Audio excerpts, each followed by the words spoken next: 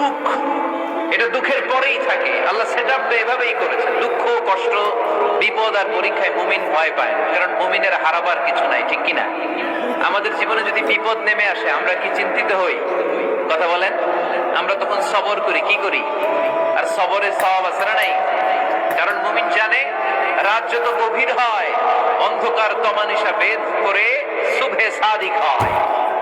মুমিন জানে গর্ভবতী নারীর পেটের যন্ত্রণা যত বাড়তে থাকে নতুন মেহমান আগমনের সময় ঘনাতে থাকে, ঠিক কিনা? মুমিন জানে মুমিনের উপর বিপদ কষ্ট যত বাড়তে থাকে সুখের সময় ঘনাতে থাকে, কাছে আসতে থাকে। চিল্লায় বলেন ঠিক কিনা? এজন্য আল্লাহ বললেন ফাইন্না মাআল উসরি ইউসরান, ইন্না মাআল উসরি ইউসরা। ও নবী, চিন্তা করবেন না, পেরেশান হবেন না।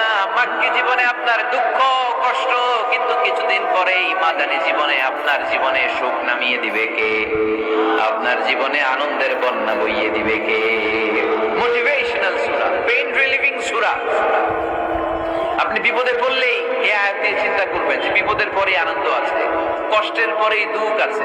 সমস্যা যেমনি আছে সমস্যার সমাধানও।